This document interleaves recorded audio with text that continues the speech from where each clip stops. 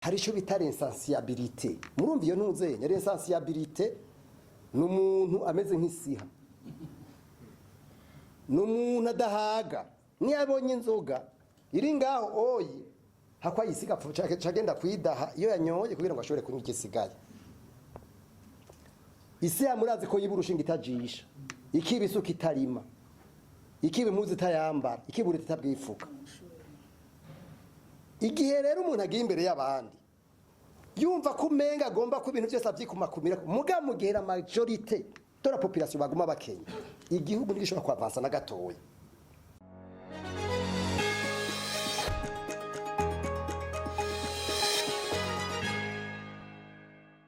Karani pays émergent Burundi 2060 pays développé ndababwije ukuri nibishoboka veke soja de comportement iyi discipline budgétaire nishobora gutuma dushika muri 2040 nibikunda nibiharuro twavuze nk'ubu mwebwe abajournaliste mwari bikoca mwereganiza amadeba sur ces questions muhamagara aba expert kugira ngo tugire débat d'idées mugabo urabona mu Burundi burimwe harawusanga ubu uya abatwara umengo bakunda débat asansenique iyo nayo nishobora gutuma igihugu giprogressa ntibikunda rero nagomba kameme mpereze siri ni note positive simave ngoma mvuga bibi gusa ini note positive kameme muri loi budgétaire muri loi de règlement compte rendu budgétaire bari barategekanije kuri rubrique yitwa récupération des fonds détournés bari bategekanije yuko bazokugiza 3 miliyari niyo bari bategekanije mugabo byaraduze barashize ko hafi 5 miliyari ubu haragiye ko hafi 7 miliyari donc ayinjiye hari yategekanijwe 3 miliyari muri 2024 2025 mugabo todo réalisation yaciba plus de 7 miliyari ico kameme ni bonne note kuko murabona mbere nababwiye y'ama principe ashika kuri 5 agenga ibintu vya budget burya kiriya kintu cubatswe nga kuri stade kijya kivyora igihumbi kwijana y'ama principe nababwira 5 kuko kumva ngo stade yarubatswe atana amafaranga ushobora kuyabona muri budget kijya mu bintu bijanye n'amategeko no kugera budget bavyita crime économique kuko nababwiye y'ama principe ni universel aha rero nico kimwe n'aya mafaranga ya récupération des fonds détournés nibiza biraduka kugira ngo tubone mu by'ukuri ko ari byiza rero kindi nabo cyo twabonye kwiri brique nyene muri budget iyi turiko turagira kame milizo etere ya liste kubera binjijayo muri prévision budgétaire baci bagira 7 milliards 7 milliards urumva bagize toderization yayo birumvikana ko kame mari realiste ese bubandanya gutyo ire kugira ibintu fantasiste ntaco we ntabifasha no kugira ibintu vyumvikana bishobora gufasha mugabe ikindi naco twasuzuguye nuko uravye mwirwa muyi projet de loi budgétaire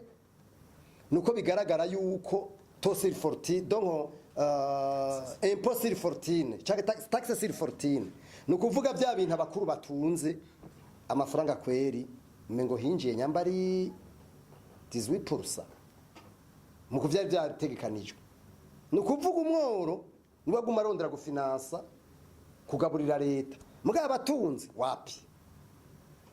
aha rero nibice bigoranira mugabo mwibuka yuko hariho principe muri constitution ivuga yuko les charges du budget abasitwaye bose bazironka kumwe sero ngene umuntu atunze mugakira igihugu cyacu rero tubiravye neza umenga igihugu hariho bamwe bacikoreye nabandi cikoreye abacikoreye naboro mbega nta kantu kari hano urabona abo bagahera nibi uriya mworo ahamagara kugaburira umukuru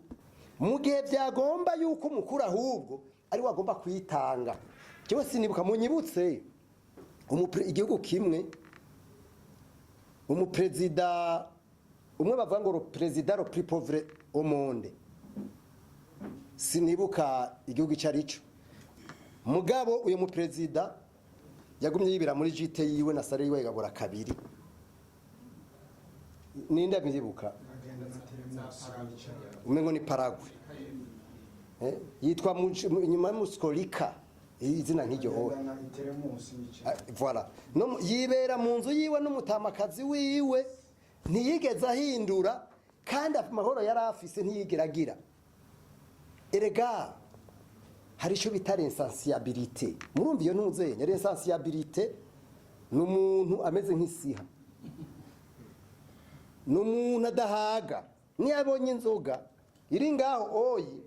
hakwa yisiga cagenda kwidaha iyo yanyoye kugira ngo ashobore kunywa igisigaye isi yamurazi ko yiburushinga itajisha ikibisuka itarima ikibimuzi itayambara ikibura itabwifuka igihe rero umuntu agiye imbere y'abandi yumva ko umenga agomba ko ibintu byose avyikumakumira muga mugera majorité de la population baguma bakenya igihugu nigishobora kwavansa na gatoya na rero twe tuvuga tuti abantu bari imbere y'abandi imbere ko baza gutwara abanza bakwiye kubanza kwigishwa icari cyo letike politique a leadership mu bintu by'uburongozi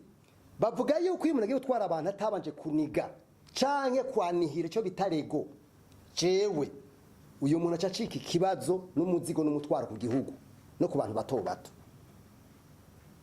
nico gituma jewe nguma nsaba abantu batwara n'abanyepolitike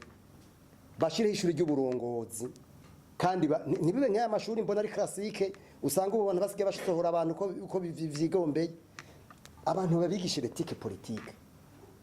kuko ugiye utagira ico kintu iyo rego iri dimension uri mu bandi ni ibi bintu bica bizi bimubona ibi